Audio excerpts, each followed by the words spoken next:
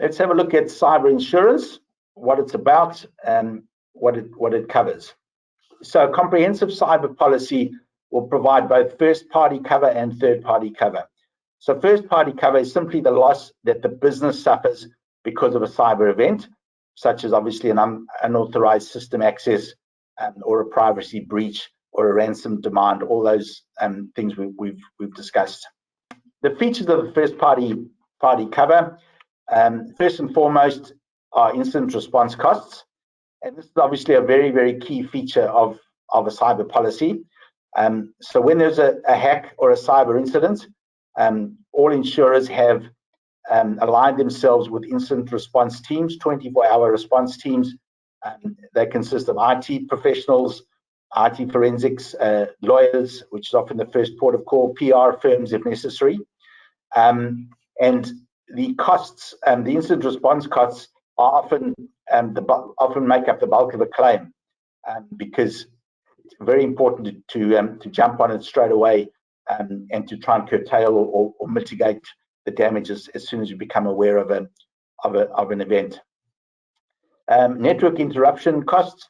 So the trigger there is really a system outage.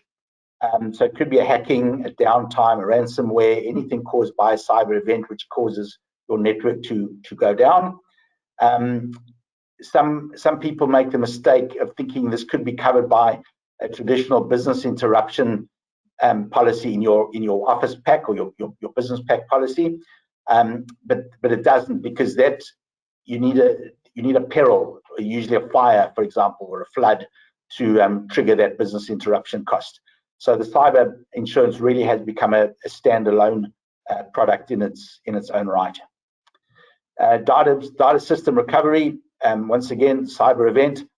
So the cover here is provided to recover all the data and to get the insured back up and running as soon as possible. Sometimes that's relatively quick and easy. Other times it can take a significant amount of time. So there can be costs associated with overtime, IT providers, backup restoration, etc. And then the last element is cyber crime, which we've touched on. So it's any theft out of your business account or your company credit card, any social engineering theft, which is common, where the accounts in error pays an invoice which is a fraudulent, or it's been doctored with a different bank account details. It covers ransomware to provide the insurer sometimes will pay the ransom to obtain the decryption key if that's they determine is the most cost-effective way of resolving the issue. So that's the first party cover. That covers all the costs that the business itself suffers, any loss that the business suffers. And the third party is really is liability. So, for example, in your public liability, if you're negligent and somebody falls and injures themselves, that's your liability policy will respond. Similarly, your third party liability cover in a cyber policy responds to damages or loss caused by the cyber event to third parties. So if there's a cyber breach and a third party's data is compromised, and they sue you for that breach, that'll be covered. There could be a breach of confidentiality, failure to warn, etc. All those third party claims will be covered under the third party liability.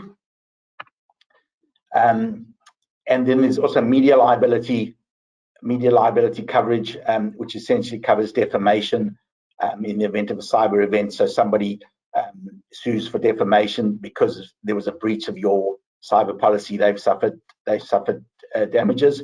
So the liability policy will respond. Just important to note that there are a number of policies, other policies such as your office insurance or a professional indemnity policy, or even a management liability policy, which sometimes offer a cyber extension. These are not full cyber policies.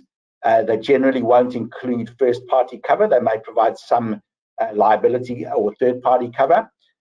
So we always recommend looking at or taking out a standalone cyber policy which provides the full extensive cover. A point on the cyber crime and the social engineering that we've talked about, that it's not automatically included with all insurers. Some insurers do, and usually, or pretty much always, when it's included, they will sub-limit that. So in other words, if you buy a policy with $1 million limit of indemnity, they can pay up to $1 million for any one claim, but they may limit the cyber crime or the social engineering claim to, say, $100,000 or $250,000. That's purely because of the prevalence of cyber crime and social engineering claims that we see. And whenever there's a lot of claims, obviously insurers will charge more premium for it, or they won't want to cover it at all, or they'll want to sub-limit it. So you can still get cover, but it's usually sub-limited, and sometimes it will cost more premium.